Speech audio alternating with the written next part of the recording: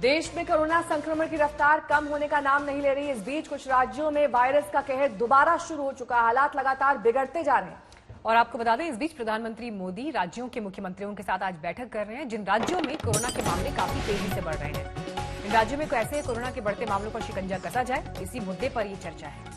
इसके साथ ही प्रधानमंत्री कोरोना वैक्सीन को लेकर भी मुख्यमंत्रियों से बातचीत करेंगे। और ज्यादा जानकारी के साथ अशोक सिंघल हमारे संवाददाता जुड़ गए हैं। अशोक, कितनी देर चलने वाली है ये बैठक?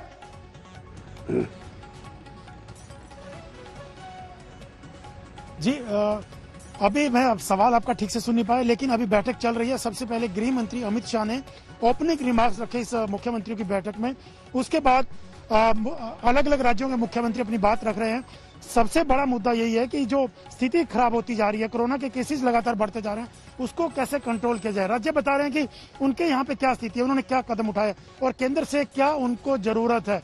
और केंद्र की तरफ से भी बार बार यही कहा जा रहा है कि जो संभव सहायता वो करने को तैयार है और कर भी रहे हैं। दिल्ली की अगर बात करें, दिल्ली में मोबाइल टेस्टिंग वैन कल शुरू की गई है और उसके बाद आगे और बढ़ाई जाएंगी। वेंटिलेटर की व्यवस्था है, आईसीयू बेड्स हैं, इन तमाम चीजों को लेकर केंद्र काफी मदद कर रहा है। दूसरा हिस्सा जो वैक्सीन को लेकर के है कि जल्दी ही आने वाले दिनों में डॉक्टर हर्षवर्धन भी ये कह चुके हैं कि अगले साल के शुरू में वैक्सीन आ जाएगी। उसका डिस्ट्रीब्यूशन कैसे होगा, क्या क्या उसको लेकर किस किस को जरूरत है, प्रायोरिटी किस किस की होगी, ये तमाम चीजों पे भी चर्चा की जाएगी इस बैठक के दूसरे हिस्से में।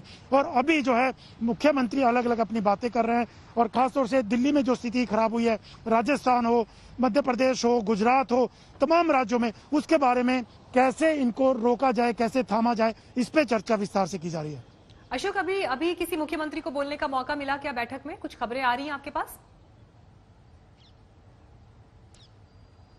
देखिए, खबरें ये आ रही है, जैसे छत्तीसगढ़ के मुख्यमंत्री हैं भूपेश बघेल, वो अपनी बात रख रहे हैं। उनका यही कहना है कि हम लोग हर संभव जो सोशल डिस्टेंसिंग है, जो प्रोटोकॉल है, गाइडलाइंस हैं कोरोना वायरस को लेकर के, उन तमाम चीजों का पालन करवाने की कोशिश कर रहे हैं। हालांकि जो बीच में त्योहार थे, ये कहा जा रहा है उन त्योहारों के चलते लोगों ने थोड़ा जो सोशल डिस्टेंसिंग है, कोरोना गाइडलाइंस का, उनका पालन नहीं किया। काफी बाजारों में भीड़ भाड़ देखी गई, उसकी वजह से दिक्कतें आई हैं। सबकी तरफ से ये कहा जा रहा है कि लेकिन उसके बाद से हम लोग बड़ी सख्ती कर रहे हैं, मास्क को लेकर के, सोशल डिस्टेंसिंग को लेकर के, इन तमाम चीजों को इम्प्लीमेंट करवाया जा रहा है। लेकिन उसके बाद भी कोरोना के केसेस लगातार बढ़ते जा रहे हैं। नजर बनाए रखिए अशोक, आपके पास हम लौटेंगे। इस बीच बैठक की जो तस्वीर भी सामने आई है वो आपको हम दिखा रहे हैं। प्रधानमंत्री मोदी, गृह मंत्री अमित शाह को आप देख रहे हैं, राज्यों के मुख्यमंत्री भी आपको अलग अलग विंडोज में यहाँ पर दिखाई दे रहे हैं। तो आज जिन राज्यों के मुख्यमंत्रियों के साथ बैठक हो रही है, दरअसल यहाँ पर परिस्थितियां ज्यादा विकट हैं, खराब हैं। इसी वजह से सबसे पहले फोकस इन राज्यों की तरफ रखा गया है।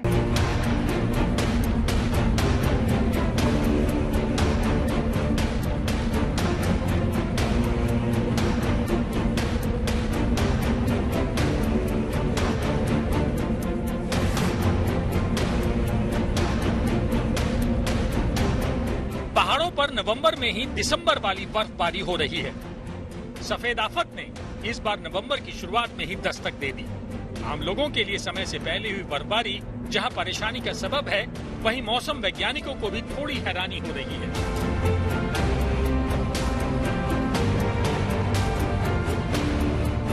मगर इन सब के बीच चौंकाने वाली बात यह भी है कि कुछ इलाकों में नवंबर में ही दूसरी और तीसरी बार बर्फबारी हो रही है, जबकि आमतौर पर यहाँ दिसंबर में ही बर्फबारी होती है। कश्मीर के श्रीनगर और गुलमर्ग में इस बार बर्फबारी न सिर्फ समय से पहले हुई, बल्कि इतनी जबरदस्त हुई कि पूरा इलाका मोटी सफेद परत से ढक गया। रविवार से शुरू हुई बर्फबारी की वजह से सबसे बड़ा संकट आने जाने वालों के सामने आया। कई अहम रास्ते बंद हो गए और जो खुले उन पर जाम लग गया।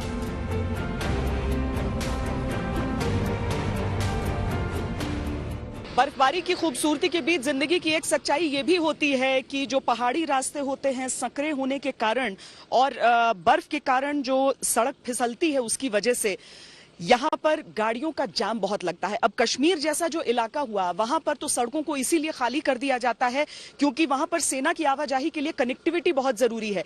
लेकिन बाकी जो इलाके होते हैं, वहां पर बहुत मुश्किल होती है लोगों के लिए बर्फबारी आने के साथ ही। यानी एक तरफ अच्छी खबर, एक सफेद चादर, लेकिन दूसरी तरफ ट्रैफिक का ये जाम होना बहुत बड़ी मुसीबत सभी लोगों के लिए लेकर आती है, चाहे वो स्थानीय हो या फिर पर्यटक। मशहूर हिल स्टेशन गुलमर्ग और पहलगाम में भी ताजा बर्फबारी हुई है। इस बर्फबारी से मुश्किलें भी बढ़ी हैं, लेकिन पर्यटकों की राह देखने वालों में उम्मीदें भी जगी हैं।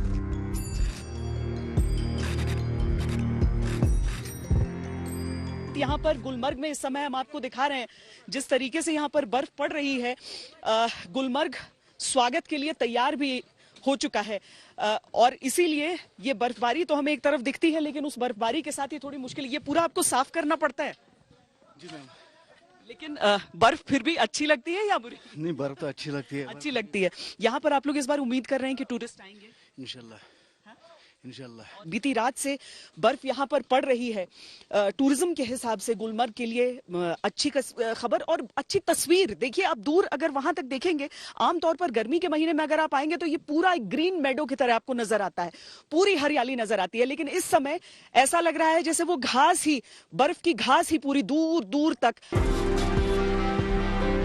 हालांकि कई इलाकों में बर्फबारी ने रास्तों को बंद कर दिया है।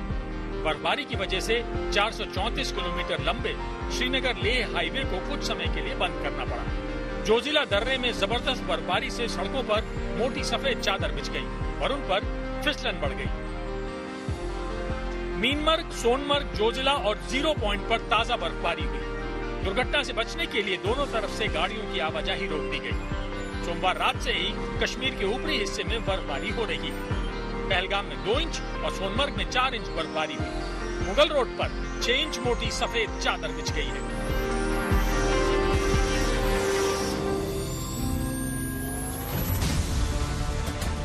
राजौरी के पास मुगल रोड की तस्वीरें बर्फबारी से पैदा हालात को दिखा रही हैं।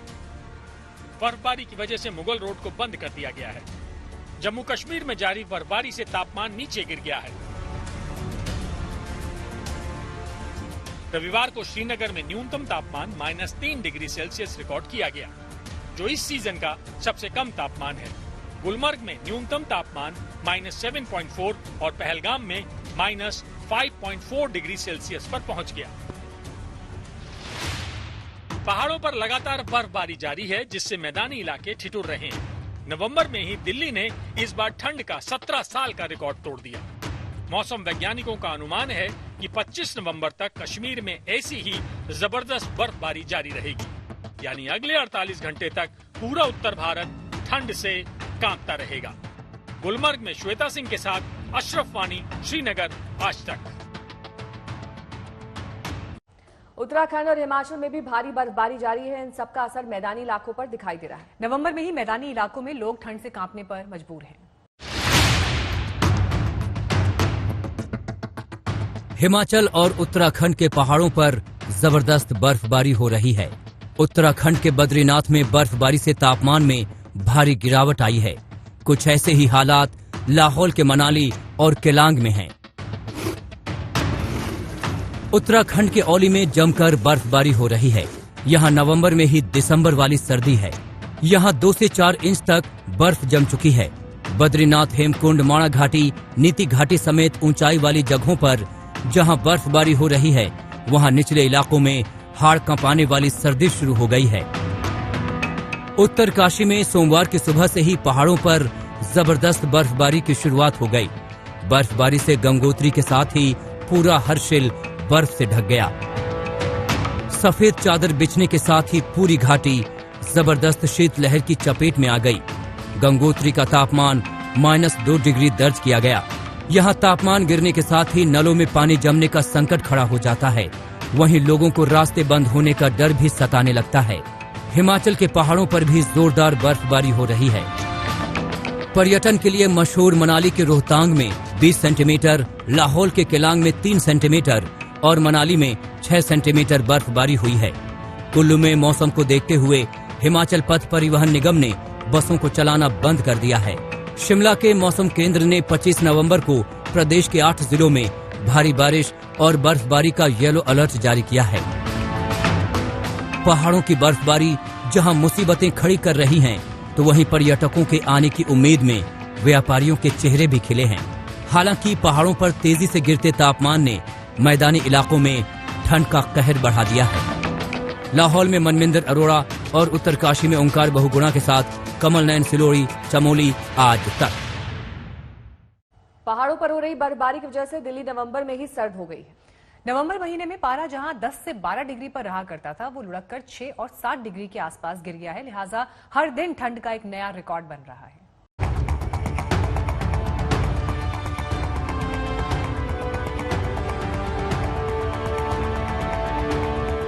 पहाड़ों पर हो रही बर्फबारी से दिल्ली कांप रही है।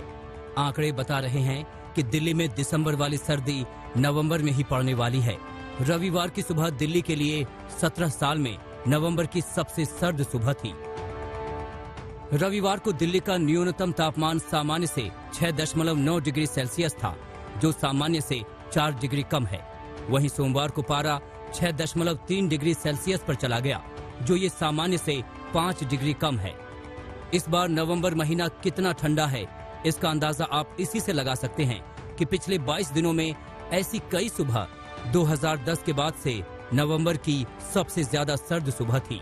आखिर इसकी वजह क्या है? जो लगातार उत्तर पश्चिम और उत्तर दिशा से ठंडी और बर्फीली हवाएं चल रही हैं, जहां बर्फबारी हो चुकी है, उन पहाड़ों से ठंडी बर्फीली हवाएं जो चल रही थी, उसके कारण तापमान गिरा है और आसमान भी साफ था, जिससे कि तापमान काफी ज्यादा गिर गया। नवंबर में आमतौर पर इतनी ठंड नहीं पड़ती जितनी इस बार पड़ रही है। हर दिन तापमान औसत से 5 से 6 डिग्री कम दर्ज किया जा रहा है। नवंबर के महीने में 20 तारीख के बाद जो टेम्परेचर है सामान्य तौर पर वो 11 से 12 डिग्री के बीच में रहता है। तो अंदाजा लगा सकते हैं कि लगभग 6 डिग्री तक आने का मतलब है कि ठंड पहले ही काफी शुरू हो चुकी है और लंबे समय तक ये रहेगी। सर्दी अगले कुछ दिनों में दिल्ली को और सताने वाली है। दरअसल 26 नवंबर को बारिश का अनुमान है, जिससे दिल्ली में ठंड नया रिकॉर्ड बना सकती है। दिल्ली में पूनम शर्मा के साथ आज तक ब्यूरो।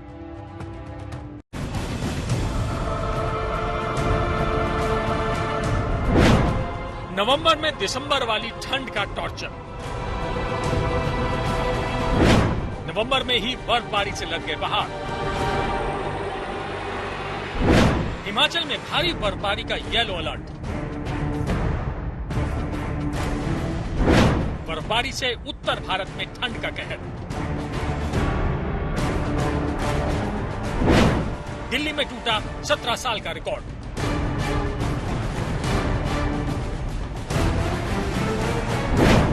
सत्रह साल में नवंबर में पड़ी सबसे भयंकर सर्दी। अक्टूबर 58 साल में था सबसे ठंडा महीना। नवंबर हर दिन बना रहा नए रिकॉर्ड।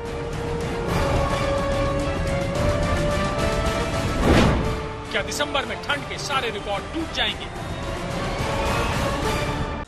और आपको बता दें कि इस वक्त प्रधानमंत्री नरेंद्र मोदी कोरोना को लेकर 8 राज्यों के मुख्यमंत्रियों के साथ वर्चुअल बैठक कर रहे हैं। कोरोना को लेकर मंथन जारी है, आंकड़े लगातार बढ़ रहे हैं। दिल्ली का हाल और भी बेहाल है।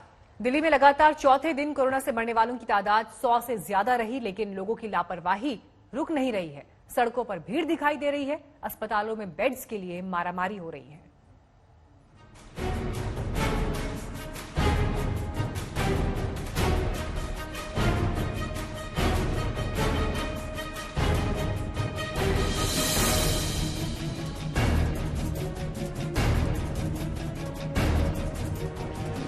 दिल्ली में कोरोना की बेकाबू रफ्तार डराने लगी है। हर रोज आंकड़े बढ़ रहे हैं। मौत का ग्राफ ऊपर जा रहा है। 4 दिन से लगातार कोरोना महामारी से मरने वालों की संख्या 100 के पार है। त्योहारों में सड़कों पर भीड़ थी, अब अस्पतालों में भीड़ है। एक एक बेड के लिए हाय तौबा मची है। दावे तो बहुत हैं, लेकिन अस्पताल सारे दावों की पोल खोल रहे हैं। 24 घंटे में फिर से आंकड़ों में उछाल आया है। कोरोना संक्रमितों की संख्या 4400 और बढ़ गई है। और तो और इस महामारी ने एक बार फिर से एक दिन में 121 लोगों की जान ले ली। दिल्ली में कोरोना के कुल मामले 5,34,000 से ज्यादा हो गए हैं। वहीं मौत का आंकड़ा 8500 के पार चला गया है। सरकार हैरान है, परेशान है। दिल्ली में 2-2 सरकारें हैं, लेकिन दिल्ली का हाल बेहाल है। अब तो सुप्रीम कोर्ट ने भी राजधानी के हालात को बदतर बताते हुए फटकार लगा दी। परसों तक दिल्ली सरकार को बताना भी है कि कोरोना की रोकथाम के लिए क्या क्या कर रहे हैं। इस समय दिल्ली को जंग 2 तरफा लड़नी है। एक तरफ पोल्यूशन लेवल को गिराना है और दूसरी तरफ कोविड के केसेस को भी कंट्रोल में करना है। डॉक्टर्स और एक्सपर्ट्स का मानना है, अगर पोल्यूशन का स्तर नहीं गिरा तो कोविड केसेस के अंदर बढ़ावत हो सकती है, क्योंकि कई लोगों का मानना है जैसे जैसे पोल्यूशन बढ़ेगा कोविड के केसेस भी बढ़ेंगे। इस समय अरविंद केजरीवाल ने पोल्यूशन को कम करने के लिए काफी चीजें करी हैं। कोविड को ध्यान में रखते हुए भी 500 का जो फाइन था वो बढ़ा के अब 2000 रुपए हो चुका है। कोर्ट की सख्ती के बाद दिल्ली में 3T फॉर्मूला यानी ट्रेसिंग, टेस्टिंग और ट्रीटमेंट पर फिर जोर शुरू हो गया। कल ही गृह मंत्री अमित शाह और स्वास्थ्य मंत्री हर्षवर्धन ने RT-PCR मोबाइल टेस्टिंग लैब को हरी झंडी दिखाई। इस मोबाइल लैब में RT-PCR टेस्ट सिर्फ 500 रुपए में होगा। टेस्ट के नतीजे भी 6 घंटे के भीतर मिल जाएंगे। एक हफ्ते के भीतर दिल्ली में 10 मोबाइल टेस्टिंग लेबोरेटरी काम करना शुरू कर देंगी। एक मोबाइल टेस्टिंग लेबोरेटरी से 3000 सैंपल लिए जा सकते हैं। थोड़ा सा परसेंटेज जो है ना लोगों का, जिसमें पढ़े लिखे लोग भी शामिल हैं, उनके इनएप्रोप्रिएट या कैजुअल या लापरवाही जैसे या कुछ, हमें तो कुछ हो नहीं सकता, इस वाले एटीट्यूड के कारण जो है मेजॉरिटी दिल्ली के लोगों को, दिल्ली को उसका प्राइस पे करना पड़ रहा है। इसलिए अभी हमने दोबारा से मीटिंग करके, अभी देखिए RT-PCR की जो कैपेसिटी थी हमने डबल कर दी, टेस्ट जो है वो डबल करने के लिए जो है कहा गया।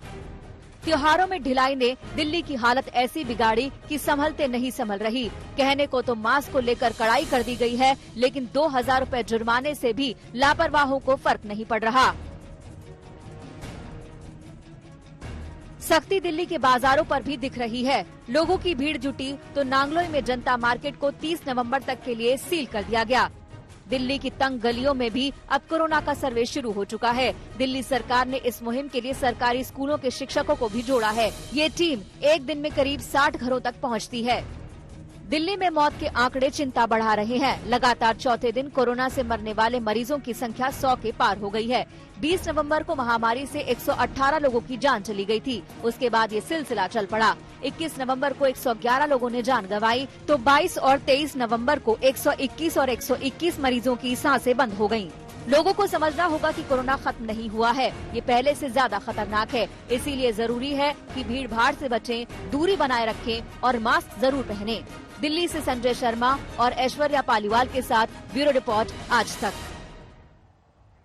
इस वक्त बड़ी खबर आ रही है, जो वर्चुअल मीटिंग मुख्यमंत्रियों के साथ की जा रही थी उसी से ये खबर निकल रही है। बैठक में दिल्ली के CM केजरीवाल ने अपनी बात रखी है। उन्होंने कहा है कि प्रदूषण का भी संज्ञान प्रधानमंत्री नरेंद्र मोदी को लेना चाहिए।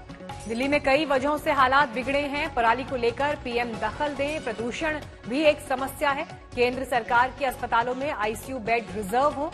1000 ICU बेड्स की मांग रखी गई है। तो ये अहम इनपुट्स जो अभी निकलकर सामने आ रहे हैं, जो दिल्ली के मुख्यमंत्री अरविंद केजरीवाल ने प्रधानमंत्री के साथ इस बैठक में बात अपनी रखी है। और दिल्ली में कोरोना की लहर का खौफ मुंबई तक भी दिख रहा है। मुंबई ही महाराष्ट्र में बाहर से आने वालों को कोरोना नेगेटिव रिपोर्ट दिखानी होगी। चर्चा तो ये भी है कि आने वाले दिनों में दिल्ली से मुंबई आने वाले फ्लाइट और ट्रेन पर भी रोक लग सकती है।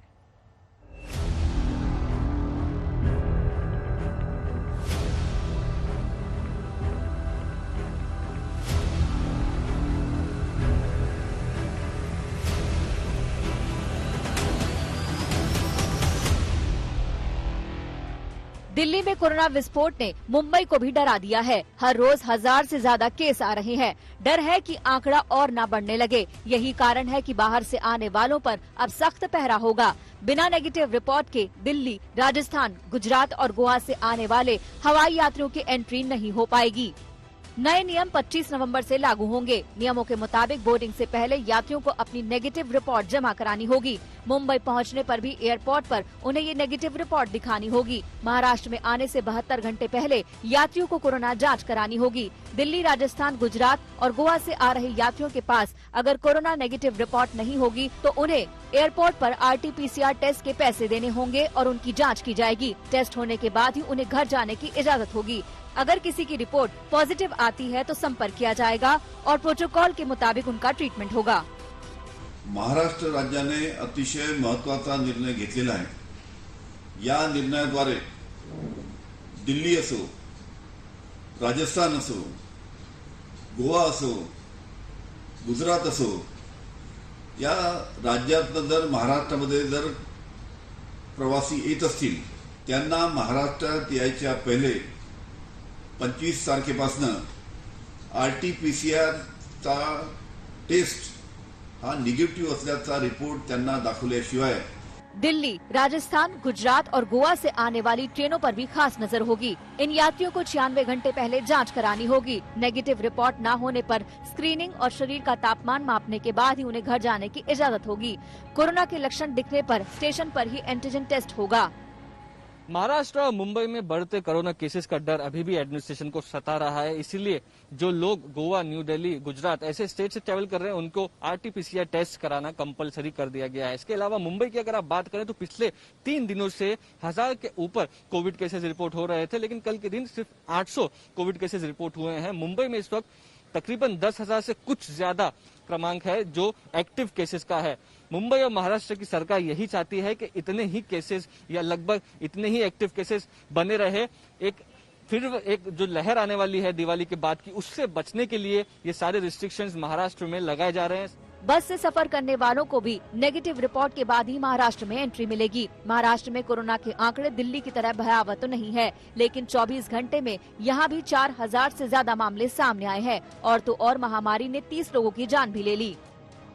कोरोना के आंकड़ों पर सरकार की कड़ी नजर है। अगर तेजी आई तो सख्त फैसले लिए जा सकते हैं। चर्चा तो ये भी है कि इस महीने के अंत तक एहतियातन दिल्ली से आने वाली फ्लाइट और ट्रेनों पर रोक लगाने का फैसला ले लिया जाए। मुंबई से मुस्तफा शेख के साथ आज तक ब्यूरो। तो देश के अलग अलग राज्यों में आपने देखा किस तरीके से कोरोना से हड़कंप मचा हुआ है। राजस्थान हो, गुजरात हो या फिर मध्य प्रदेश के कुछ शहरों में नाइट कर्फ्यू भी लग गया है, तो वहीं मास्क के नियम भी और सख्त हो गए। कुछ राज्यों ने स्कूल्स को खोलने का प्लान बनाया, लेकिन कोरोना की नई लहर के बाद इसे टाल दिया। हम सब शपथ लेते हैं कि कोरोना जैसी महामारी के बचाव के लिए उनके नियमों का कड़ाई से पालन करेंगे और हम मास्क का हमेशा उपयोग करेंगे तथा दूसरों को भी यह बचाव की शिक्षा देंगे। कोरोना की नई रफ्तार फिर दहशत बन गई है। त्योहारों की छूट अब राज्य राज्य, शहर शहर कहर बन गई है। राजधानी दिल्ली से सटे शहरों में ज्यादा डर है। दिल्ली से आने वालों पर नोएडा, गाजियाबाद से गुरुग्राम तक नजर रखी जा रही है। राजस्थान में हर रोज 3000 से ज्यादा केस सामने आ रहे हैं। 8 शहरों में नाइट कर्फ्यू के बाद भी 24 घंटे का आंकड़ा 3000 से नीचे नहीं आया। नए आंकड़ों में एक दिन में राजस्थान में 3232 नए केस आए। कोरोना की महामारी ने 24 घंटे में 19 लोगों की जान ले ली। राजस्थान सरकार इसके लिए मौसम से लेकर त्योहार और चुनाव तक को जिम्मेदार बता रही है, मानो सरकार का इससे कोई लेना देना ही ना हो। राजस्थान में पिछले एक सप्ताह से कोरोना कहर बन के टूटा है, जहां पर हालात का अंदाजा आप इस बात से लगा सकते हैं कि राजस्थान सरकार के आधी कैबिनेट कोरोना पॉजिटिव हो चुकी है। खुद स्वास्थ्य मंत्री रघु शर्मा और उनके बेटे कोरोना पॉजिटिव हो चुके हैं, जो जिला परिषद और पंचायत समिति के चुनाव में चुनाव प्रचार कर रहे थे। इस तरह से यहाँ पर दवाई की दुकानों पर भीड़ आपको देखी जा सकती है। आलम यह है कि अहमदाबाद, वडोदरा, सूरत और राजकोट में नाइट कर्फ्यू लगाया गया है। इस दौरान शादी या किसी धार्मिक आयोजन की अनुमति नहीं होगी। दिसंबर तक 10वीं और 12वीं के स्कूलों को बंद कर दिया गया है। गुजरात में कोरोना के केस भी डराने वाले हैं। 24 घंटे में 1495 नए संक्रमित मिले हैं। 24 घंटे में 13 लोगों ने संक्रमण से दम तोड़ दिया। पिछले 12 दिनों में 102 लोग संक्रमण से दम तोड़ चुके हैं। महाराष्ट्र सरकार ने भले ही ट्रेन या प्लेन से मुसाफरी करने वाले यात्रियों के लिए RT-PCR की घोषणा अब की है, लेकिन अहमदाबाद में रेलवे स्टेशन पर कुछ इसी तरीके से जो टेस्टिंग है वो की जा रही है। पिछले कई दिनों से यहाँ पे जो पैसेंजर आते हैं उनके लिए टेस्टिंग की व्यवस्था की गई है। अहमदाबाद म्यूनिसिपल कॉर्पोरेशन के जरिए ये टेस्टिंग की जाती है और आप देख सकते हैं अभी अभी जो ट्रेन आई है उसके यात्रियों के लिए यहाँ पे टेस्टिंग की ये व्यवस्था की गई है। लखनऊ में भी कोरोना पर काबू पाने के लिए सख्ती की गई है। अब शादियों में 100 से ज्यादा मेहमान नहीं हो सकते। मेहमानों को कोरोना प्रोटोकॉल का भी पालन करना होगा। सोशल डिस्टेंसिंग, सैनिटाइजर्स के साथ साथ तापमान मापना भी जरूरी होगा। बिना मास्क किसी की एंट्री नहीं हो सकेगी। मध्य प्रदेश में भी कोरोना फिर से पैर पसार रहा है। आर्थिक राजधानी इंदौर और राजधानी भोपाल में मामले लगातार बढ़ रहे हैं। मध्य प्रदेश में कोरोना के कुल केस 1,94,745 तक जा पहुंचे हैं, जबकि महामारी से 3,172 लोगों की मौत हो चुकी है। मध्य प्रदेश में कोरोना के मामले एक बार फिर से बढ़ रहे हैं। बीते रोज 1700 नए मामले कोरोना के मध्य प्रदेश में दर्ज हुए हैं। इनमें सबसे ज्यादा प्रभावित है मध्य प्रदेश की राजधानी भोपाल और मध्य प्रदेश की आर्थिक राजधानी इंदौर, यानी शहरी इलाकों में एक बार फिर से कोरोना के मामले तेजी से बढ़ रहे हैं। गंभीर बात यह है कि जो पॉजिटिविटी रेट है वो नीचे आने की बजाय बढ़ रहा है, क्योंकि 48 घंटे पहले जो पॉजिटिविटी रेट 5.5% था वो 1% बढ़ गया है 0.1% और वो 5.6% पे पहुंच गया है। जब तक वैक्सीन नहीं आती, कोरोना से बचाव ही उपाय है। इसीलिए जरूरी है कि 2 गज की दूरी भी रखें, चेहरे को भी ढक कर रखें। जयपुर से शरद कुमार, भोपाल से रवीश पाल सिंह और अहमदाबाद से गोपी गांगर के साथ ब्यूरो रिपोर्ट आज तक। मोबाइल लैब्स के जरिए गली गली तक टेस्टिंग करने के अभियान का आगाज हो चुका है। स्पाइस हेल्थ के जरिए महज 500 रुपए में कोरोना का सबसे प्रभावी टेस्ट करने वाली कंपनी के अधिकारियों से बात की हमारी संवाददाता पूनम शर्मा ने। जो सीएमडी है फूड स्पाइस जेट के, वो हमारे साथ है।